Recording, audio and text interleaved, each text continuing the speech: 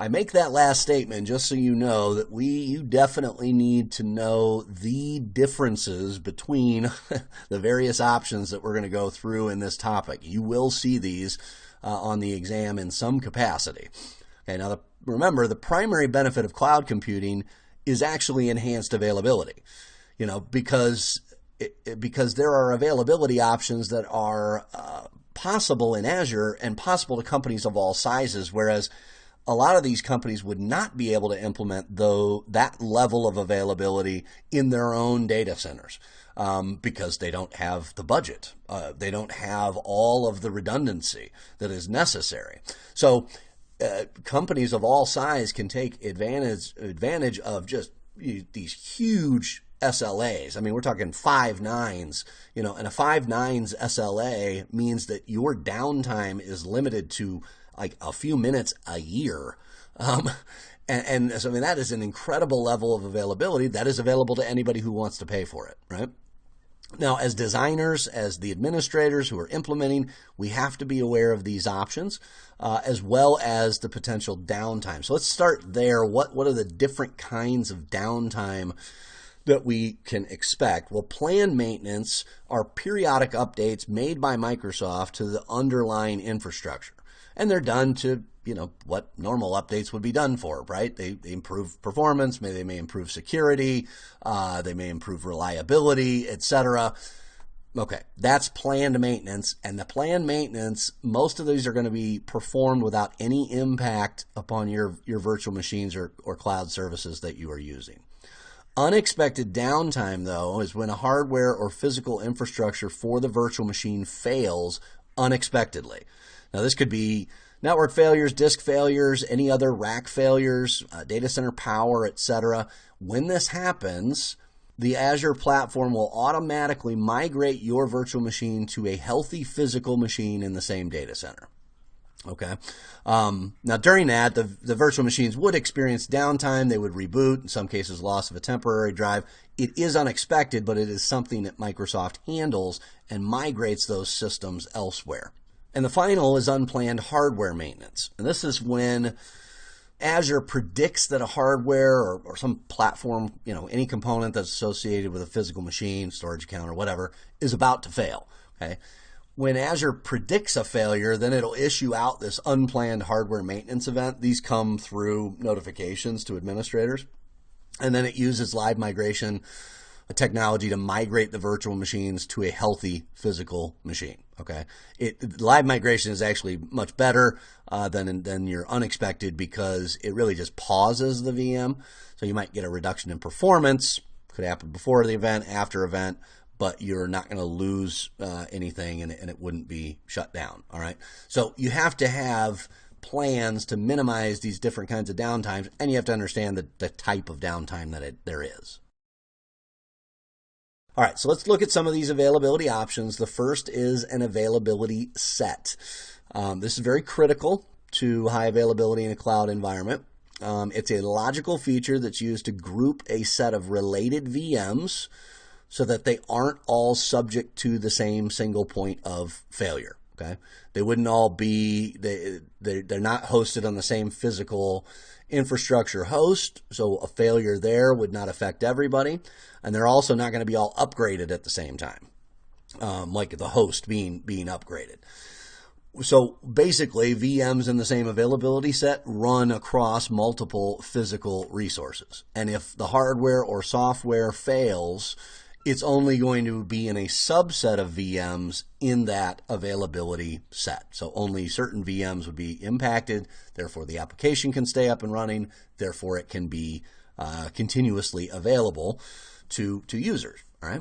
So we have to create availability sets. I mean, when you create availability sets and then you deploy groups of VMs into them, then it makes sure that those VMs are more stable. Okay.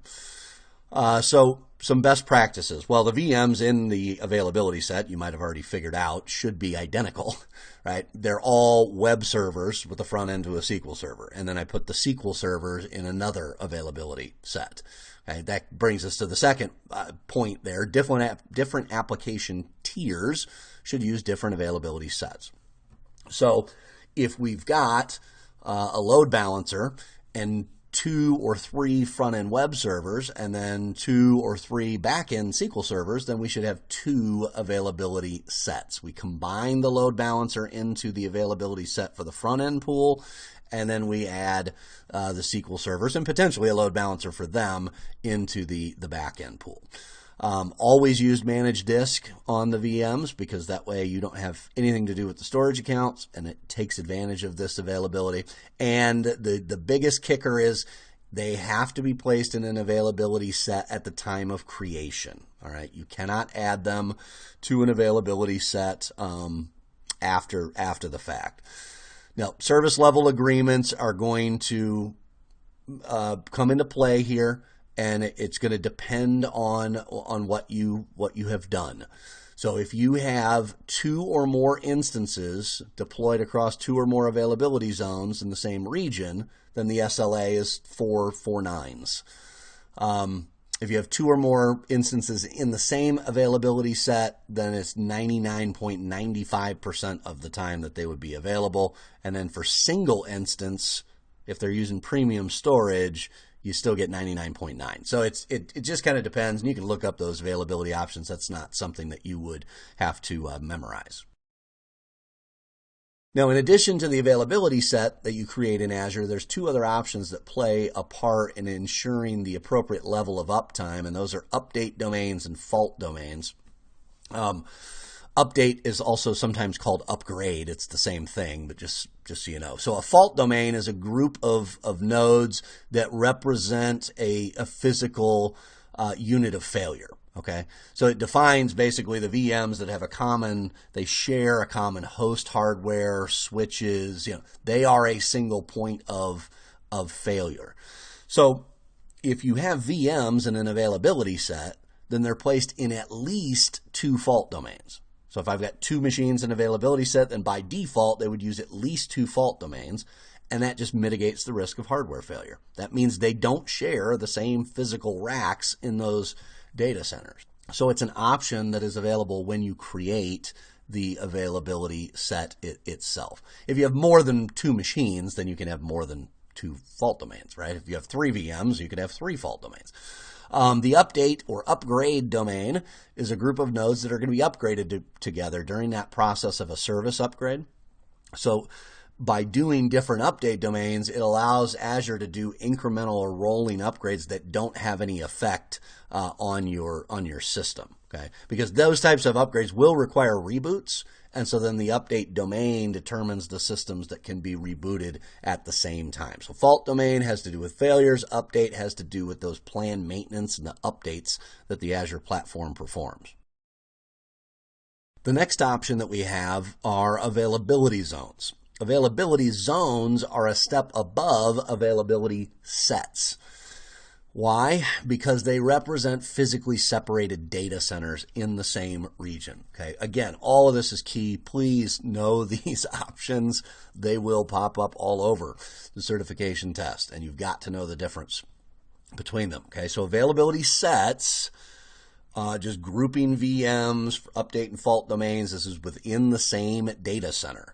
Okay. Availability zones correspond to update and fault domains, but they will actually correspond to physically separate locations within an Azure region. All right. Each zone is made up of 1 or more data centers that are independent from one another, and so basically, there are 3 separate zones in all regions where availability zones are enabled. Okay? And so as you then create VMs, if you store them in 3 different zones, they would be in 3 different update and fault domains. Each zone 1 or more data centers, sorry, I said all that, and offers the best SLA of 99.99% uptime, which is a great amount of availability. Okay, now you're going to pay the most for these. These are also not available in every region, so you got to think about that. If you expect to be using availability zones, then you would want to make sure that you planned ahead for that. Scalability is another feature of cloud computing. It gives us scalability. Sometimes we call it elasticity. So it gives us the ability to increase and decrease compute power in an on-demand way. All right. We've got a couple of different options. We just need to understand the difference between them. So you've got the vertical scaling and you've got horizontal. Vertical is, okay, we're scaling up, scaling down, right? What does that mean in terms of cloud computing? Well, it means we're going to increase or decrease the size of the VM in response to a workload. So we scale up, it makes it more powerful. You scale down, it makes it less powerful. And we can, this is useful, especially if services on a VM is underutilized, okay, like on the weekends. Then we can reduce the VM size over the weekend. We don't shut it off. We don't make it unavailable like I was talking about in my example. We just scale it down. Or you can, and conversely, you can increase it in on-demand situations, but you don't have to create additional VMs. Well, horizontal scaling is also scale out, scale in. That's where you are changing the number of virtual machines depending on the workload. Okay? Increasing is scaling out, decreasing is scaling in, and those are your options. So, what are we referring to? I mean, what are some of the considerations? How do you choose between one and another? Well, vertical scaling has more limits.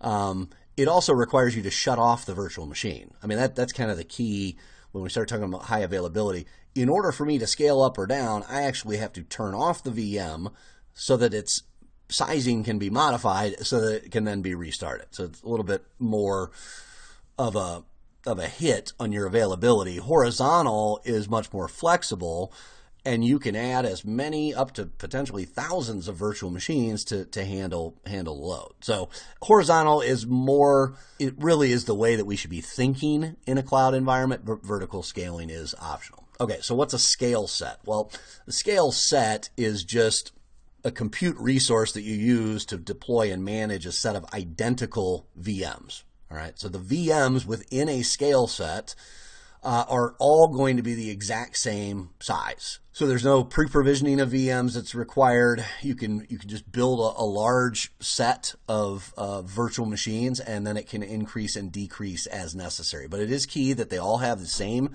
base operating system image. They all have the same configuration in terms of applications and whatnot. You typically are going to use load balancers with these, so a layer 4 load balancer that distributes traffic based on port number, or a layer 7 application gateway for web servers. And they can be manually or automatically scaled. Automatically scaled is referred to as auto scale, and that just means it's going to increase and decrease on demand. And you can set up how that works. Obviously, auto scaling has the benefit of being automatic, of scaling out or scaling in. We can set up events these are particular times when we're doing this. And the beauty is it's a pay-as-you-go environment. So especially on the decrease side of things, we are not paying for a bunch of extra capacity that we don't need. On the increase side of things, we're making sure that it is actually available to users and that it's performing adequately. In this demonstration, we're going to look at availability options and scalability sets or scale sets for virtual machines. And we've been discussing some of the high availability opportunities that you have in Azure, and the fact that, this is where a lot of small companies can really benefit, because they can implement levels of high availability that would be very difficult, or at least very costly, for them to achieve in an on-premises environment. Now, when you create each individual virtual machine, let's just go to one of these. When I create a virtual machine, down in the settings, the operations, I'm going to have like disaster recovery. Okay, that's going to be your Azure Site Recovery. You have backup. Beyond that, sorry, I clicked the wrong thing. You're going to have availability and scaling. Okay, but this notice is simply telling you what is available.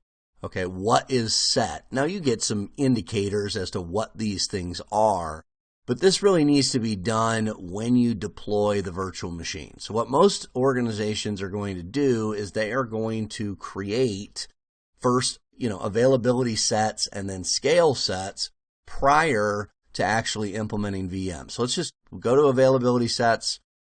I will select to create a new one. I'm just going to use my existing resource group.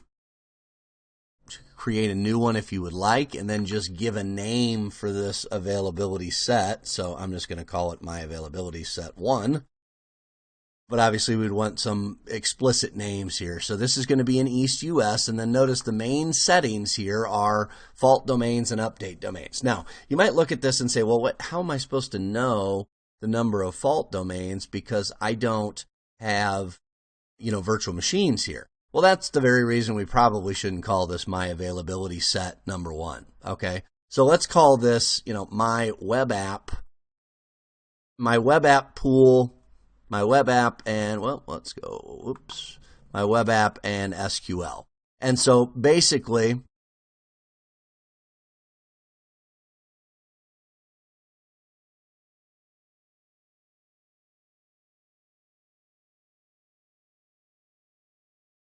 okay, so this will be the front end, my web app front end.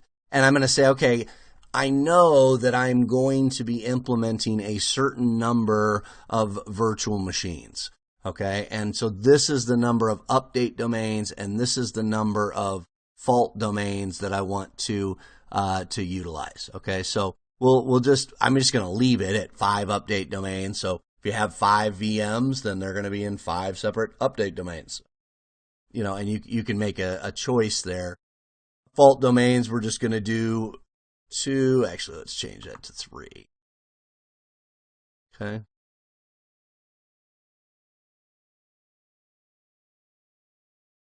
All right, and then we can hit next on advanced. The proximity placement groups, these allow you to group things physically closer together in the same region. We haven't actually created any of those, so again, not something that I can do. So there we then create an availability set that can be then chosen when you are deploying new virtual machines. We can actually choose that particular availability set. Okay, or we can, we can go to the resource, we can click on the settings, the virtual machines, but notice here I'm not adding. Okay, I go to configuration, that's your proximity placement groups. You've got tags, there's really not much else to do. So, but then if I was going to go and deploy a virtual machine,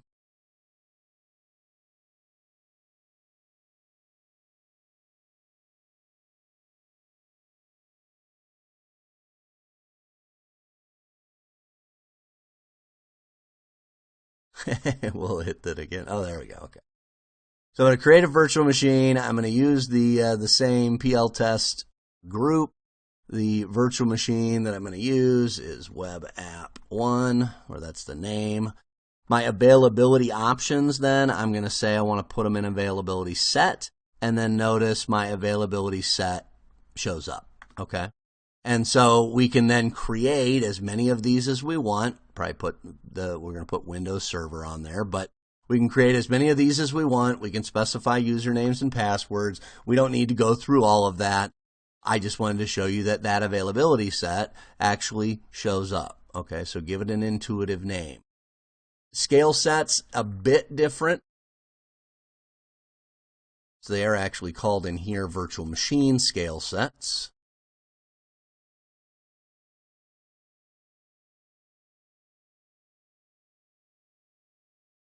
Same kind of concept, though. I'm going to choose a scale set. Now, this is like I said, this is a bit different. So if you're actually going to do both of them, then create the availability set beforehand and then go create the scale set. The scale set is actually going to deploy out VM.